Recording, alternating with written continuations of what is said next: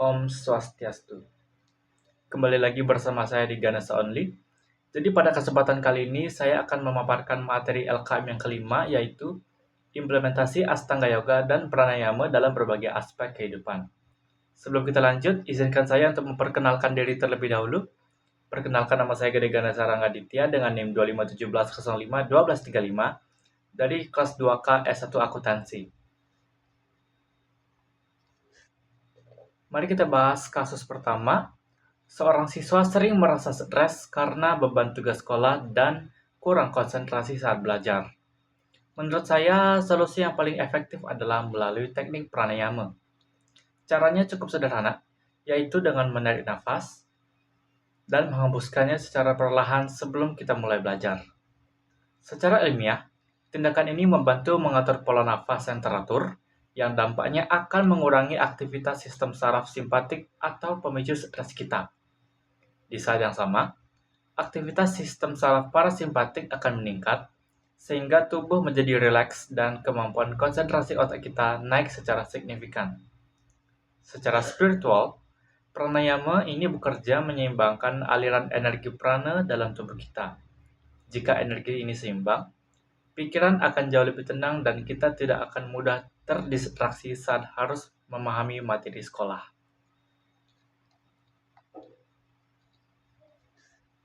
Kita lanjut ke kasus kedua. Seorang pekerja kantoran mengalami kelelahan fisik dan nyeri punggung akibat duduk terlalu lama. Di sini, yoga Surya Namaskar hadir sebagai solusi yang sangat relevan. Kenapa?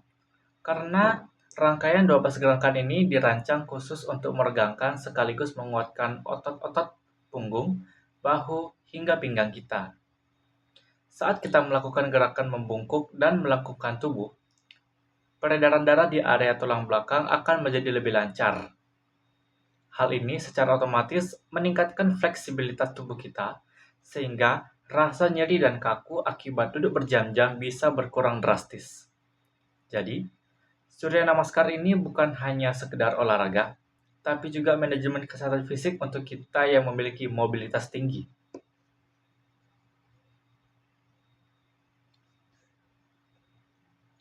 Namun, ada satu hal yang penting yang sering diabaikan pada kasus ketiga ini. Seseorang melakukan Surya Namaskar tetapi tidak memperhatikan koordinasi nafas.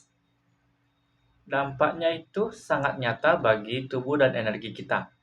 Pertama, secara fisik, tubuh tidak akan mendapatkan pasokan oksigen yang cukup. Akibatnya, kita akan merasa cepat lelah dan gerakan yoga yang kita lakukan menjadi tidak efektif sama sekali. Kedua, secara energi, akan terjadi ketidakseimbangan aliran prana karena tidak adanya keselarasan antara gerak tubuh dan ritme napas.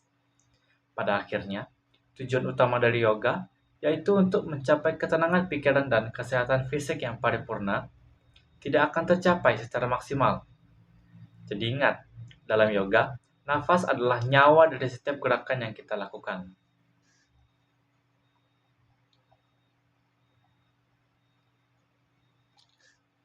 Selanjutnya ada kasus keempat. Seorang remaja mengalami gangguan kecemasan atau yang kelak disebut anxiety. Solusi holistik yang bisa diterapkan adalah kombinasi antara asana dan pranayama. Mekanismenya bekerja secara dua arah. Asana berperan melepaskan ketegangan otot-otot fisik dan memperlancar aliran darah, sementara pranayama bertugas mengatur ritme nafas agar kembali stabil. Secara sistematis, kombinasi ini mengurangi aktivitas stres tubuh dan meningkatkan respon relaksasi, sehingga pikiran yang tadinya kalut menjadi lebih tenang. Jika praktik ini dilakukan secara disiplin dan teratur, keseimbangan antara tubuh dan pikiran akan terbentuk, yang secara signifikan membantu mengurangi gejala kecemasan dalam jangka panjang.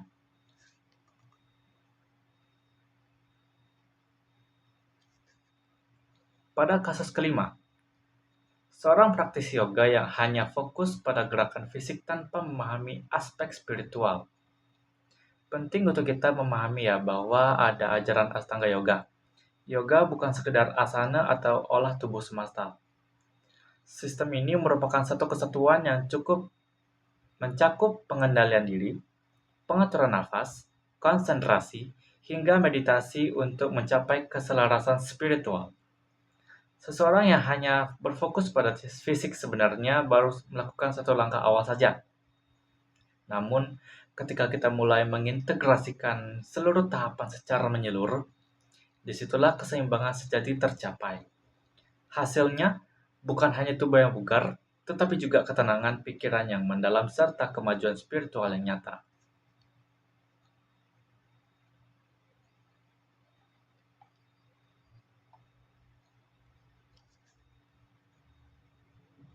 Untuk kasus ke-6 ini, seorang individu mengalami gangguan pernafasan ringan.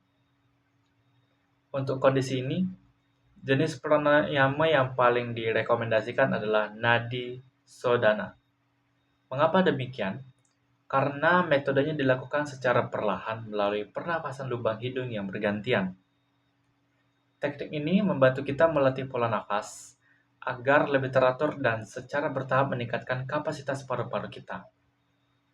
Selain memberikan efek relaksasi yang instan, Nadi Sodhana juga sangat aman karena memberikan stimulasi tanpa membuat sistem pernapasan bekerja terlalu berat ataupun terbebani.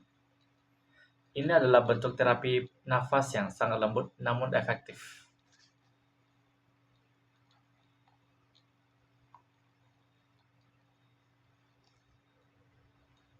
Memasuki kasus ketujuh. Dalam praktik yoga, seseorang melakukan gerakan secara terburu-buru tanpa kesadaran penuh. Penting juga tuh dipahami ya bahwa melakukan gerakan tanpa mindfulness justru akan mengurangi manfaat yoga secara signifikan.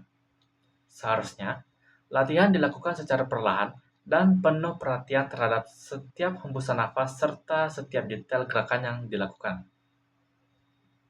Dengan menerapkan kesadaran penuh seperti ini, tubuh dan pikiran kita akan bekerja sama dengan lebih harmonis. Hasil akhirnya bukan hanya sekedar gerak fisik, melainkan pencapaian hasil yang lebih berkualitas serta munculnya rasa tenang yang jauh lebih besar.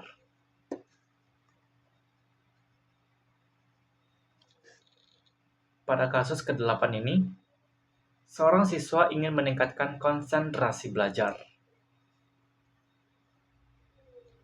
Tahapan Astanga Yoga yang paling relevan adalah dharana atau pemusatan pikiran. Penerapannya dilakukan dengan melatih diri untuk fokus secara konsisten pada satu objek tunggal, seperti aliran nafas atau materi pelajaran yang sedang kita baca. Latihan dharana ini secara bertahap akan mempertajam kemampuan konsentrasi kita. Hasilnya, kita tidak akan mudah terdistraksi atau teralihkan oleh hal-hal di sekitar saat sedang belajar, sehingga proses penyerapan informasi menjadi lebih efektif dan maksimal.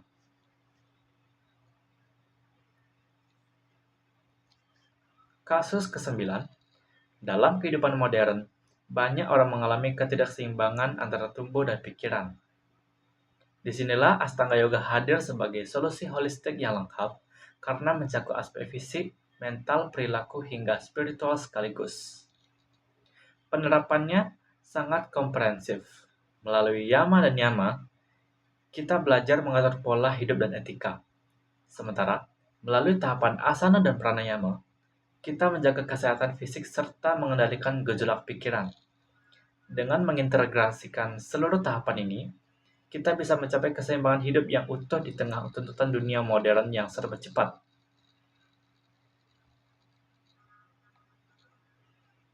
Terakhir pada kasus ke-10, seorang praktisi yoga ingin mencapai ketenangan batin yang mendalam. Tahap awal dimulai dengan pranayama, melalui pengaturan nafas yang disiplin. Kita berfungsi untuk menenangkan fluktuasi pikiran agar menjadi lebih stabil. Setelah pikiran mencapai kondisi stabil tersebut, latihan dilanjutkan ke tahap dhyana yang dimana kita akan melakukan meditasi yang mendalam dan berkelanjutan tanpa terputus oleh gangguan luar. Jika seluruh proses ini dilakukan secara konsisten dan penuh kesadaran, maka praktisi akan mencapai kondisi samadhi, yang dimana merupakan kesadaran tertinggi, sebuah puncak kemanunggalan, yang dimana ketenangan batin yang sangat mendalam berhasil diraih sepenuhnya. Demikian pemaparan LKM kelima ini. Mohon maaf apabila ada kesalahan kata. Saya tutup dengan Parama Santi. Om Santi Santi Santi Om.